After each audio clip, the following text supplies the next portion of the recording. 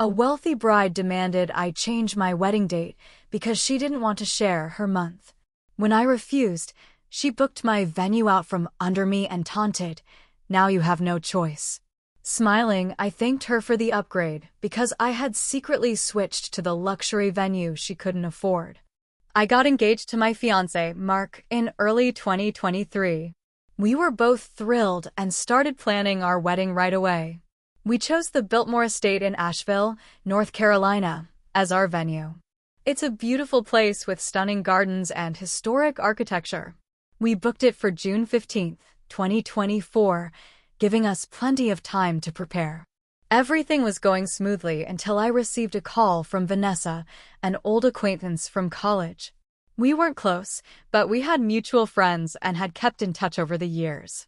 "Hey," she said, "I heard you're getting married in June." "That's so exciting." "Yes," I replied, "June 15th at the Biltmore Estate." There was a pause. "Oh, that's interesting. You see, I'm also planning my wedding for June, and I was hoping you'd consider changing your date." I really want the whole month to be about my wedding. I was taken aback. "I'm sorry, Vanessa, but we've already booked everything.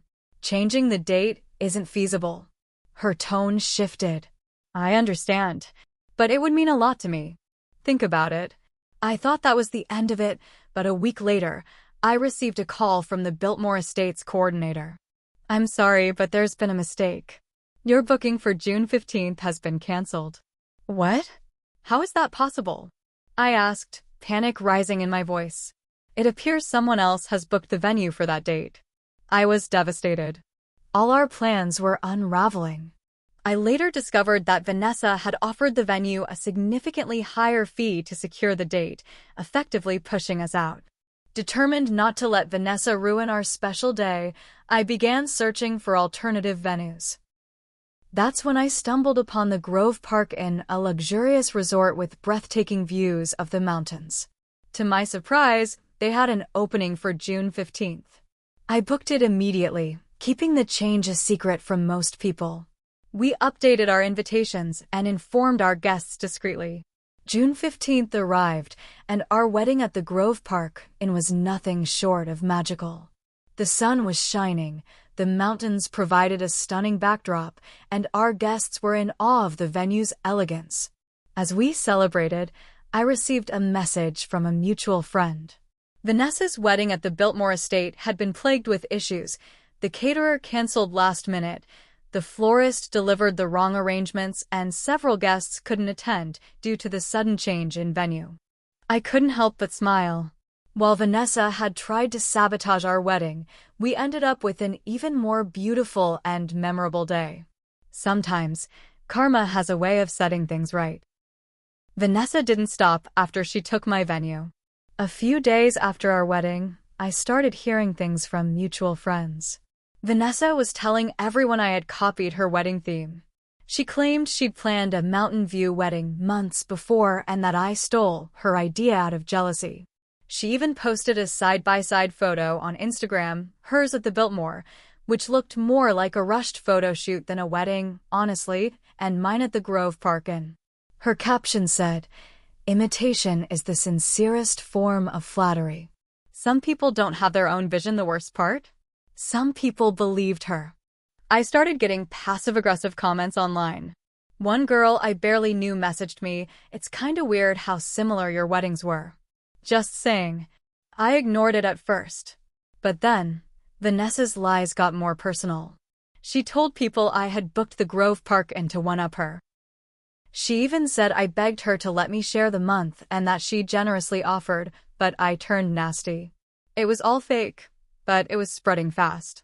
Then, one of the vendors who worked both weddings accidentally let something slip to one of my friends.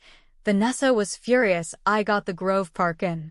She tried to book it first, before she even sabotaged my Biltmore date, but she couldn't afford the deposit. Suddenly, everything made sense. She hadn't stolen my venue because she loved it, she just didn't want me having the nicer one. When she couldn't get Grove Park, she made sure I lost Biltmore. And when I ended up upgrading, she spun it like I was the petty one. I kept quiet for weeks, letting her spin her story. But then something happened that forced my hand. A local wedding magazine reached out to me. They wanted to feature our wedding in their summer issue. They'd seen photos online and loved the setup, especially the mountain view ceremony. Guess who was also being featured? Yep, Vanessa. She found out I was in the same issue and flipped. She contacted the editor and said I had been harassing her, that I was obsessed with her and trying to outshine her at every turn. She even accused me of plagiarizing her wedding vows. I hadn't even heard them. The editor called me, clearly uncomfortable. "We're still running the piece," she said, "but I just wanted to give you a heads up, Vanessa's making some noise." I'd had enough. I dug through everything. Emails from the venue. Screenshots of our original Biltmore booking. The email confirmation from the Grove Park Inn. A timeline that showed we booked both venues before she even got engaged. I sent it all to the magazine, along with some messages from mutual friends who'd heard her brag about pushing me out of my venue. The editor didn't reply right away. A week later, the magazine issue dropped. I didn't even know until my phone started blowing up. Texts, calls, DMs. All from friends, some laughing, some stunned. The magazine had published the article, both articles. Mine was a clean, classy feature. A story about a couple who made the best of a last-minute change and ended up with a dream wedding. Beautiful photos. Quotes about resilience, love, and how plans falling apart sometimes make room for something better. Then came Vanessa's spread. But it wasn't what she expected. Apparently, after receiving my receipts, the editor decided to dig deeper. She interviewed vendors from both weddings. Compared timelines. She fact-checked every claim. Vanessa's section became more of an exposé than a celebration.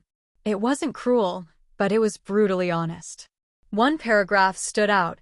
While Bride A's ceremony faced a sudden venue change due to an unexpected cancellation, her new venue, booked independently before any known conflicts, ultimately overshadowed Bride B's. Multiple vendors confirmed that Bride B made repeated efforts to block Bride A's planning process, even attempting to sabotage media coverage. My jaw dropped. It got worse for her. People online picked it up. Wedding forums, local Reddit threads, even a gossip blog that covered social drama in the region. They connected the dots. Vanessa's post about imitation was now being dragged as passive-aggressive bullying. Her friends started distancing themselves. She posted a story that day, all shaky camera and tears. "I was just trying to have my moment. I didn't mean for any of this to happen, but people weren't buying it." One of her bridesmaids commented, "You told us she was copying you, but you didn't even pick your venue until after she booked it." Then came the bombshell. One of Vanessa's vendors, a photographer, posted anonymously in a wedding planner's Facebook group, which, of course, leaked. They revealed Vanessa had tried to bribe them into giving her copies of my wedding photos. Not for inspiration, but to compare and accuse me of theft. That's when things got ugly. The Grove Park Inn called me. Someone had filed a complaint under my name, claiming I was planning a second event there and hadn't paid. They thought it was suspicious and wanted to confirm. It wasn't me. I knew who it was. They traced the call. It had come from a number associated with a boutique event planner in Charlotte, Vanessa's planner. The Grove Park Inn banned her from ever hosting an event there. Quietly, professionally, but permanently. But that still wasn't the end. Because Vanessa had one more card to play. A really bad one. A month later, I got a letter in the mail. Not an email. Not a text. A real, formal, legal-looking envelope. Vanessa was suing me. She claimed defamation. Said I ruined her reputation, cost her clients. She was now trying to be a luxury wedding consultant. And caused her emotional distress.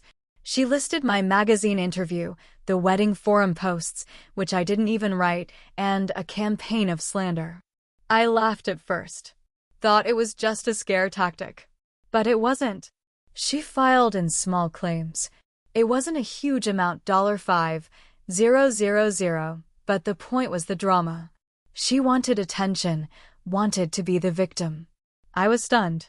And yeah, I was angry. So I got a lawyer. Not only did I bring every piece of evidence from the magazine and social media, but my lawyer found something else. Vanessa had written about me in detail in her own blog. She had posted about stealing back the spotlight and taking down wedding copycats. She even bragged about tricking a vendor into leaking info about my guest list. Her words in her own handwriting. My lawyer printed every single post, every thread, every comment. But here's the twist. Turns out, Vanessa's business? Not legally registered.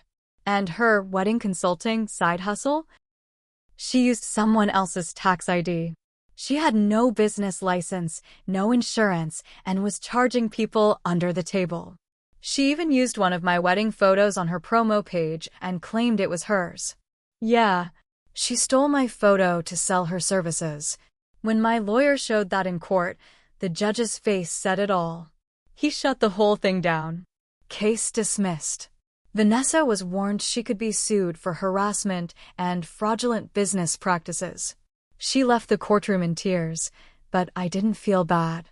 Because it wasn't over. My lawyer helped me file a cease and desist. And then we hit her with a copyright claim for using my photo. Since I had full rights to the images and she had used them without permission for marketing, she had to pay a fine. A few weeks later, she posted a long goodbye message on social media.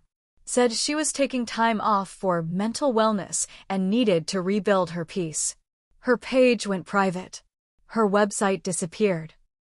Clients posted refund demands and complaints. She ghosted everyone. She disappeared from the wedding scene.